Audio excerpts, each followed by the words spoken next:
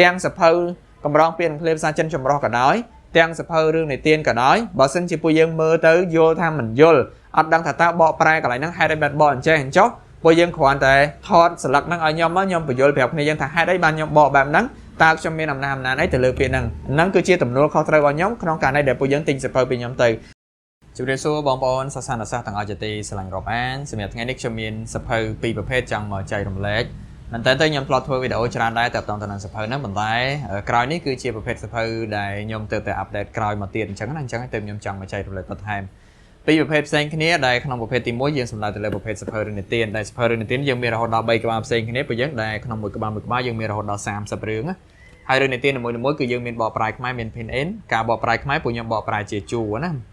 ពី3ជួរយើងបកប្រែម្ដងហើយក្នុងការបកប្រែបែបនេះគឺយើងមានវត្ថុបំណងចង់ឲ្យសិស្សងាយស្រួលចាប់ពាក្យយល់ឃ្លាយល់អំពីការបកប្រែហើយមួយយ៉ាងសំខាន់នោះគឺងាយស្រួលក្នុងការអានពេលយើងអានចិនពី3ជួរពេលយើងបន្តអានខ្មែរពី3ជួរអញ្ចឹងណាចំពោះសភៅរឿងនិទាននេះផងដែរគឺមានកម្រាស់ដល់200ទំព័រក្នុងមួយក្បាលពេលយើងអាចមើលបានហើយចំពោះផ្ទៃខាងក្នុងបញ្ជាក់ដែរគឺ30រឿងនេះគឺអត់មានជាន់រឿងគ្នាទេព្រោះមានគ្នាយ៉ាងខ្លះគាត់ថាមើលសើថាសភៅហ្នឹង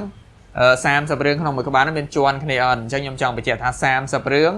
មួយក្បាលពីរក្បាល60រឿង3ក្បាល90រឿងគឺផ្សេងគ្នាទាំងអស់ណាអត់មានជាន់គ្នាទេហើយមួយទៀតផងដែរគឺតកតងនឹងសភៅហ្នឹងគឺការបកប្រែក្នុងករណីដែលពួកយើងទិញយកទៅហើយមើលអត់យល់មានន័យថាពួកយើងថាបកកន្លែងហ្នឹងហេតុអីបានបកបែបនេះហេតុអីបានបកបែបនោះពួកយើងអាចឆាតសួរខ្ញុំផ្ទាល់តែម្ដងដោយសារសភៅនេះគឺខ្ញុំជាអ្នកបកខ្លួនឯងអញ្ចឹងគឺបើមានបញ្ហាគឺខ្ញុំទទួលខុសត្រូវទៅលើការបកអញ្ចឹងណាព្រោះគ្នាយើងខ្លះគាត់ថាទិញសភៅ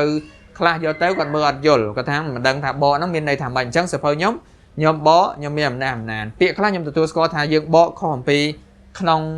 គេហៅពាក្យដើមដែលយើងធ្លាប់ឃើញដែលយើងធ្លាប់រៀនពីព្រោះពាក្យខ្លះវាមានអត្ថន័យផ្សេងគ្នាទៅតាមពាក្យដែរអញ្ចឹងណាអញ្ចឹងហើយគឺក្នុងពាក្យគោលយើងអាចបកផ្សេងនៅក្នុងឃ្លាអាចបកផ្សេងអញ្ចឹងទៅសភៅនេះក្នុងករណីដែលពួកយើងយកទៅមើលហើយយល់ថាបកហ្នឹងមានលក្ខណៈថាមិនយល់ចាប់មិនបានអាហ្នឹងពួកយើងអាចសួរខ្ញុំបានខ្ញុំឆ្លើយឆ្លងជាមួយគ្នាយើងតាក់ទងទៅនឹងខ្លឹមសារដែលពួកខ្ញុំបកខ្ញុំបញ្ជាក់ម្ដងទៀតថាសភៅមាន3ក្បាលតាក់ទងនឹងរឿងនិទានហើយមានបកប្រែខ្មែរមាន pin in ក្នុងមួយក្បាលមាន30រឿង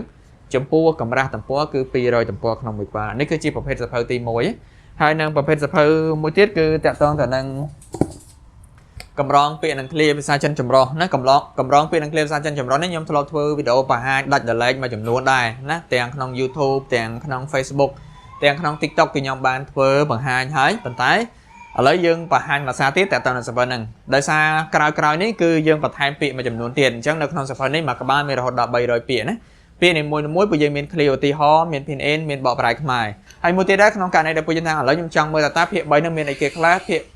2នឹងមានអីខ្លះភាគ1មានអីគេខ្លះអាហ្នឹងជជែកជាមួយខ្ញុំផ្ទាល់ខ្ញុំនឹងថតបន្ថែមតាក់ទងនឹងខ្លឹមសារខាងក្នុងដើម្បីពួកយើងបានមើលឲ្យពួកយើងស្វែងយល់ខ្លួនឯងតាកម្រិតប៉ុណ្ណឹងអាចចាប់បានអត់អញ្ចឹងណាអញ្ចឹងបញ្ជាក់ម្ដងទៀតថាសភៅកម្រងពាក្យនិងឃ្លាភាសាចិនចម្រុះពួកយើងមាន3ក្បាលភាគ1ភាគ2ភាគ3សភៅរឿងនិទានពួកយើងមាន3ក្បាលតែសភៅរឿងនិទានអត់បែងចែកកម្រិតទេគឺវាជាសាច់រឿងនិទានអញ្ចឹងហើយបានក្នុងមួយក្បាលយើងដាក់30 2ក្បាល60 3ក្បាលដល់90រឿងអញ្ចឹងទៅ